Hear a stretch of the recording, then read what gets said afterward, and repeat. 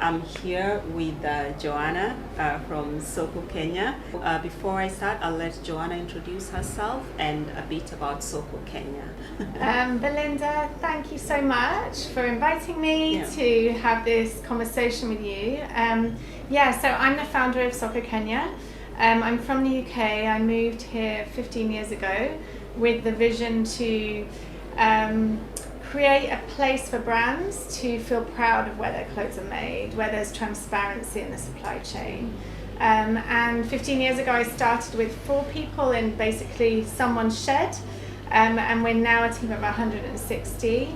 And you'll hear some noises because we're in my office in the factory with the machines humming away downstairs. So there'll be a lot of noise. Please bear with us. Yeah, the real deal. Factory. Yeah. I was just walking through the factory and it was actually bigger than I thought.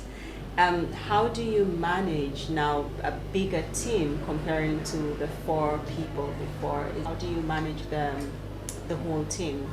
Yeah, so when we started, it was all hands on deck. I was doing every part of the process, from sort of managing salaries to receiving orders to production. And so over the years, I've just slowly grown the team and now have an incredible management team. And we're constantly sort of honing what gaps have we got in our because we kind of keep growing, what new roles do we need? And so now I actually manage a much smaller team because I manage a team who manages everybody else. Yeah. And just off camera, we were talking about micromanagement problem. Because you have children, right? How do you balance your home life and trusting? Because I moved back home and I realized that a lot of companies do not trust their workers, like give the workers all the like you would say responsibility in a way that you can travel and let them be. Is it in the training? Is it because you've had them for a very long time so you know how they work? How does that happen? I think it's a mixture of a lot of things. One, as we were talking about earlier, I think that women who run businesses, having a baby is, it's obviously a life-changing forever, but it also means that you can't, well, for me, I couldn't be pregnant, have a baby and still maintain the same life that I was before. So it kind of forced me to take a step back, which actually I think is the best thing I could have done for the business. Because prior to kids, I was the weak link. I was the one that if I wasn't there, everything would fall apart. And so in terms of thinking about sustainability, like I don't want to be building a business that talks about sustainability where I'm the weak link in it, where in terms of real true sustainability, it can't be about one person. So I think that's been really key. Also, I'm not someone that feels like I know all the answers or many of them, and we're on a journey that is new. And so from the start with my team, I've sort of said, well, I don't know the answer, like let's come up with it together. And actually in the beginning that was quite tricky because I don't feel like that's necessarily taught. Like in schools it's very much sort of copy and paste, rather than sort of allowing sort of creative thinking or the confidence or space to say, actually I have an idea. And so that's really important to me that we cultivate that. And I've been learning about something called heroic leadership and post-heroic leadership. So heroic leadership is like the leader running into a problem, being like, I'm here, I'm going to fix it, I'm going to save you. And actually for an organisation to grow, you need to be post that. You need to be allowing people space to make mistakes and learn. But if everything's being held by one person who is the one that runs in and puts out the fire, then one person can only put out so many fires. So really, as a team, we really try to sort of cultivate how do we support people in areas that aren't sort of hugely detrimental to the business to make mistakes and then learn. This week is Fashion Revolution Week. How are you participating? I remember, so do you know how I knew you? I actually picked you from a Fashion Revolution hashtag years ago. How amazing is that? Yeah. And so I'm so excited that today, this week, is Fashion Revolution Week, and I'm sitting here with you in your factory. So how are you participating in supporting Fashion Revolution Week, and what does this movement mean to your company? You're talking about finding me through the hashtag. Yeah. That's, how incredible is that? And like and that's what Fashion Revolution Week does, does and is doing, is that they're profiling and creating space for stories behind where clothes are made. Yeah. And I feel like the fashion industry is making more progress in thinking about sustainability in terms of fabrics, in terms of the supply chain of fabrics, but not really talking about people. And that's what Fashion Revolution Week opened up, is this connecting the outside world with the people who make the clothes. And so I've been with them since the beginning, and I know the founders and their before they even started it, and just really their commitment is so aligned with ours. And we always, we're all over social media with it. We're celebrating what other people are doing, and I think it's just such an amazing platform to connect the world to the story behind clothes. And the hashtag that you explained is like made my clothes. That's why. That's that just represents what an amazing thing it is. We are a clothing factory in rural Kenya, and Fashion Revolution Week is connecting us around the world and connecting all different makers around the world with the fashion industry. That's amazing. Yeah, because that's how I found you. And I remember it was when I wasn't living in Kenya, so that goes with what you say. We're in a rural place, but you're connected to international audience. Now you've talked about the workers, right? How do you ensure fair and ethical treatment for your workers?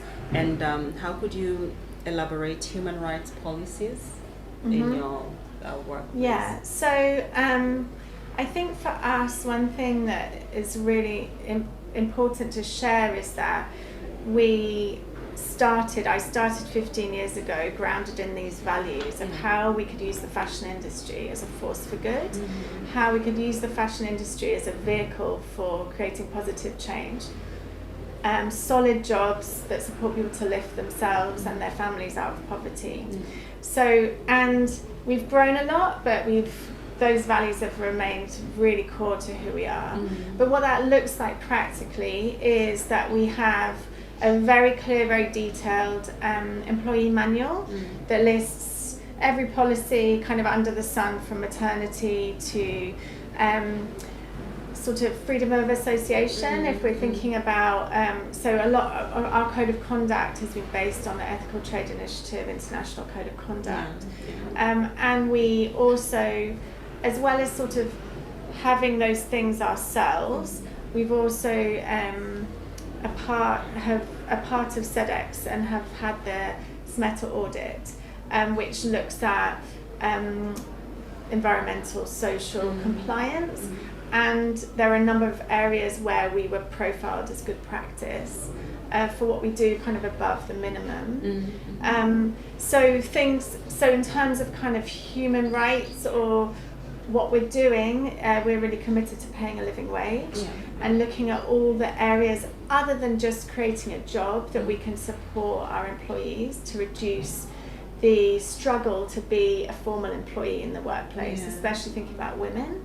So we partner with a childcare facility. It's basically over the road from the factory. Anyone with a child from 2 to 4 can send them for free during work hours. We provide tea, which we're enjoying this morning, and lunch every day. We have a private pension scheme that we contribute to. A company doctor that's highly qualified, because as we know, not all doctors really have the skills to really diagnose what's going on for somebody. And we do a lot of internal training around money management, around sexual reproductive health and rights, entrepreneurial skills and business skills. So quite a number of our employees have a side hustle where they employ someone to manage it while they're at work.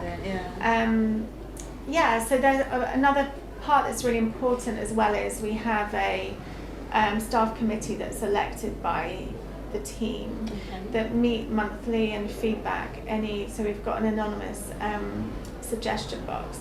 That gets fed back to us as management and open publicly, like it's all very public.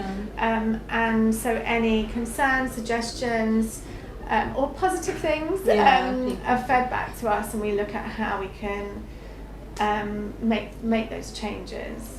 Wow, anonymous feedback box. Yeah, that's amazing. It's risky. So it gives me the freedom to say, oh, yeah, I don't think I eat well at work, but it's not like Belinda said it. It's a really good way. I love that. And we also have an open door policy, so anyone can come and see me, anyone can come and see our HR department, if they feel like they still haven't sort of been heard. They can. So this seems like, to me, when you're speaking, just the way you light up when you're speaking about it, it's like the foundation of it. It's like the foundation of SOKO Kenya. So and then basically fashion is just the vehicle at which we're doing this. And for me, I grew up sort of really passionate about social justice and passionate about how I could use the family that I was born into, the location that I was born into, the colour of skin that I happen to have, to how I could use that for good. But also loved everything about the fashion industry, and we were talking about that earlier. You know, how do you? And I never really could see how I could combine the two, and so I just feel so grateful that this is my job and this is what I get to do. And now that we're talking about that, could you please touch on Kujuwa initiative? Yeah. So when we started, we thought that providing a solid job would be enough, which is very naive. But what we learned quickly is that more was needed than just a safe, solid, well-paid working environment. And so we started working on other projects, and out of that our charity was formed. So the charity started by doing work in the community, delivering training on sexual reproductive health, on money management, as well as with our employees.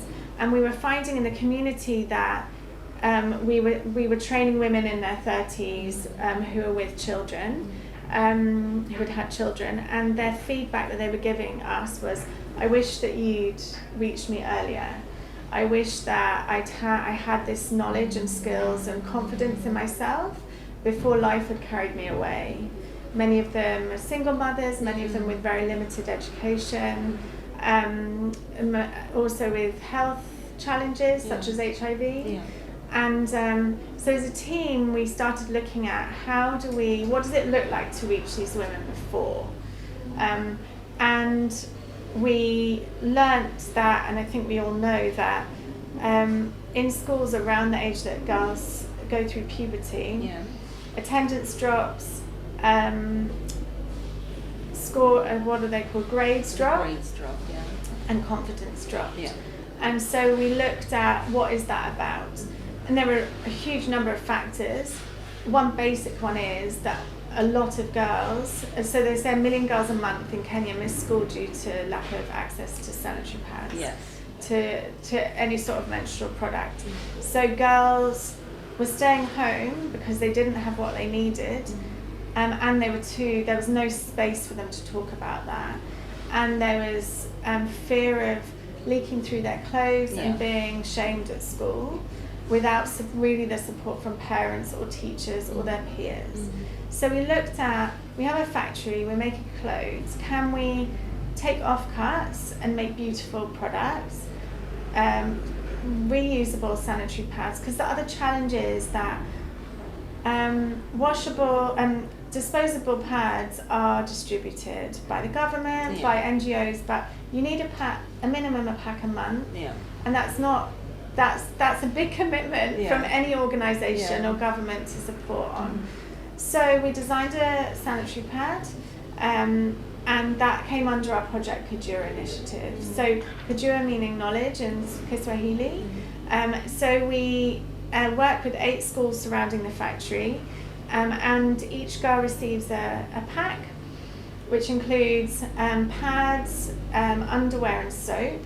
And we do an after-school club once a week for a school year, where we basically create a space where it's safe for conversations around sex, puberty, boys' bodies, girls' bodies, understanding how your cycle works. We also work around talk around what's your dream for the future and how can you make small steps today to make that happen. So one of those things is like doing everything you can to attend school, speaking up for yourself, all of those things. And we work with girls doing the training, boys in after school clubs as well. Because if a girl's empowered and understands that a boy is, it's going to be a challenge. Boys, teachers and parents. So that the hope is that the whole community that can then be around the girl as these girls as they go through this kind of shift to womanhood, and support them to see more girls stay in school, see more girls progress to secondary school, to do well in their grades. And all of that ends up supporting the workforce of Kenya, because we have girls who have what they need to thrive. It's one aspect, and to date we've distributed 20,000 pads. And we're really passionate about doing as much as we can in the community. Do you only distribute it in Kilifi area or on the coast? Or so we've partnered with other organisations who are also doing similar work or interested in that work. So it's spread all over the country, and it's a charity. So it's dependent on donations. So the business donates to the charity. We also partner with other donor bodies to support our work. So what if someone is watching right now and they want to be part of Kujuwa initiative? Like how